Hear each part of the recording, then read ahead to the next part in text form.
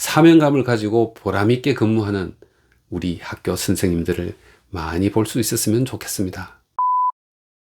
네, 여러분 안녕하세요. 반갑습니다. 웰컴 투 해외 주재본의 세계를 쓴 장수영입니다.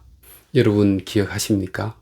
작년 한 초등학교 선생님의 비극적인 선택에 온 나라가 충격을 받았던 일 말입니다. 그 사건이 있은 후 교권을 회복해야 한다는 주장이 우리 사회에 강하게 제기되기도 했었죠. 저는 교육자는 아니지만 그래도 자식을 둘 키운 학부모 입장에서 교육에 관심이 많았습니다. 작년에 그 비극적인 사건을 보면서 제가 프랑스 파리에서 주재원 생활할 때 겪었던 프랑스 초등학교에서의 일이 생각났습니다. 지금의 우리 교육 현장에 작은 참고가 될 수도 있겠다는 생각이 들어서 이렇게 영상을 올립니다.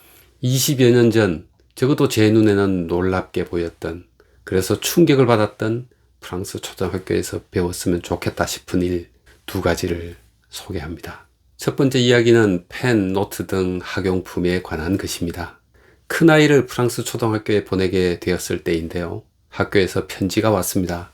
편지에는 학기 시작 전에 준비해야 할 학용품 목록이 빼곡히 적혀 있었고요. 여러분, 한국에서 학용품을 누가 구입을 하죠? 학부모가 사주기도 하지만 아이가 학교 근처 문구점에서 그때그때 필요한 학용품을 사는 게 일반적일 겁니다. 그래서 처음 그 편지를 받았을 때 이게 뭐지? 하면서 당황했던 기억이 납니다. 알고 보니 아이가 한 학기 동안 사용할 문구류를 부모가 준비해 달라는 그런 내용이었습니다. 그래서 여기 프랑스에서는 학기 시작 전에 학부모가 미리 학용품을 다 사줘야 하는구나 하면서 큰 슈퍼마켓 문구 코너를 찾았습니다. 우리로 치면 이마트 같은 그런 곳이었습니다.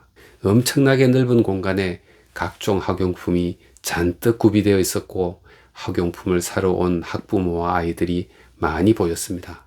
저 안에도 학교에서 지정해준 규격의 문구들을 정해준 숫자만큼 하나씩 확인하면서 구입했습니다. 그런데 문구류를 사면서 문구들이 왜 이래 후질까? 라는 생각을 했습니다. 한국에서 봐온 문구들과 비교해서 분명 훨씬 못해 보였거든요. 노트도 그렇고 펜도 그렇고 이쁘고 세련된 것들이 거의 없었습니다. 색깔도 모양도 전부 단순한 것들 뿐이었습니다. 우리나라 상품의 수출을 지원하는 코트라에 근무했던 저는 뭔가 대단한 걸 발견했다고 생각했죠. 우리나라 학용품을 프랑스 시장에 내다 팔면 대박이 나겠다는, 지금 생각해보면 좀 순진한 생각을 했었습니다. 그리고 한참이 지나고 나서야 프랑스 초등학생들이 쓰는 학용품이 후져 보였던 이유, 아니 모양이 단순했던 이유를 알게 되었습니다. 어느 날 우리 아이가 한국에서 가져온 예쁜 샤프펜을 가지고 학교에 갔는데 선생님이 우연히 그 펜을 보더니 어디서 났냐고 묻더랍니다. 그래서 우리 아이가 한국에서 가져왔다고 자랑하듯 얘기했더니 프랑스인 선생님이 말씀하시기를 이 펜은 너무 예뻐서 다른 친구들도 가지고 싶어 할 거야. 그러니 집에서만 사용하고 학교 올 때는 학교가 정해준 연필만 가져와야 한다고 타일렀다고 합니다. 저는 이 이야기를 듣고는 솔직히 깜짝 놀랐습니다. 사소해 보이는 문구까지 선생님이 통제하는 것도 놀랍지만 무엇보다도 다른 아이들이 욕심을 내게 될까봐 학교에 가져오지 못하게 하는 학교 방침에서 프랑스 교육의 철학이 느껴졌거든요. 학교는 누구나 공평한 조건에서 배우는 장소이지 서로를 비교하거나 비교당하는 곳이 아니라는 그런 교육 철학 말입니다. 요즘 한국에서 수백만 원짜리 명품 브랜드 책가방이 초등학생용으로 팔리고 있다는 뉴스를 보면서 파리에서의 이 일이 생각나 씁쓸하기도 했고요. 아무튼 그 후 저는 프랑스 학교가 학생들에게 요구하는 규범들이 결코 적지 않다는 사실을 알았고, 아무리 사소한 것일지라도 학교가 정한 규칙은 반드시 지켜져야 한다는 사실도 알게 되었습니다. 요즘 우리나라에서는 선생님들이 학생 눈치를 보느라 지적해야 할 것도 지적하지 못한다고 합니다. 선생님들은 학교에서 자신들이 할 수 있는 일이 아무것도 없다고 생각할 정도라고 합니다. 어쩌다가 이 지경이 되었는지 참으로 안타깝다는 생각을 지울 수가 없습니다. 저는 학교에서의 규칙은 교육 전문가인 선생님들이 고민해서 만들어야 하고 학생과 학부모는 이 규칙들을 따르고 존중해 줘야 한다고 생각합니다. 선생님들이 통제하고 관리해야 할 학교에서 오히려 선생님들이 학부모나 학생들의 눈치를 봐야 한다면 학교가 과연 올바른 방향으로 운영된다고 할 수 있을까요? 여러분 생각은 어떠신지요? 자, 이번에는 두 번째 이야기입니다. 학교 급식비와 관련된 내용입니다. 프랑스 초등학교에 아이를 입학시키게 되면 학교 급식을 신청할지 말지를 결정해야 합니다. 프랑스 학부모가 맞벌이인 경우가 많아서 자녀의 학교 급식을 신청하는 것이 당연한 일이기도 합니다만, 설사 맞벌이가 아니더라도 점심때마다 아이를 집으로 데려와서 점심을 먹이는 번거로움을 피하려면 학교 급식을 신청하는 것이 좋습니다. 제가 첫째 아이를 프랑스 초등학교에 입학시킬 때도 이런 문제 때문에 급식을 신청하게 되었습니다.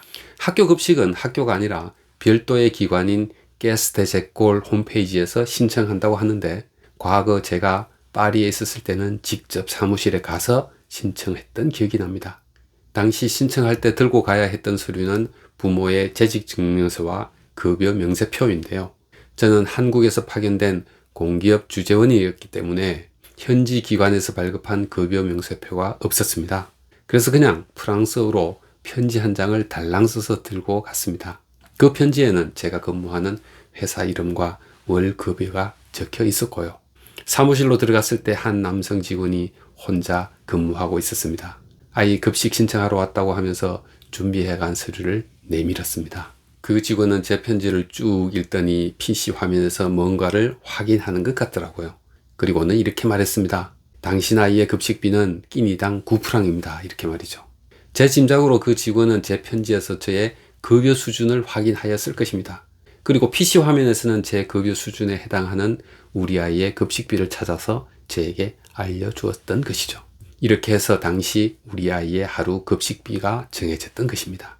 저는 아이의 급식 신청을 하면서 학교 급식비가 부모의 소득 수준에 따라 달라진다는 사실을 알게 되었습니다.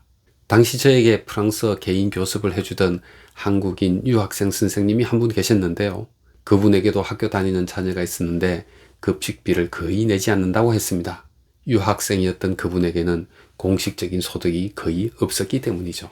요즘은 어떤지 궁금해서 자료를 찾던 중 프랑스에서 지내고 있는 한 학부모님이 블로그에 올린 정보를 보게 되었습니다.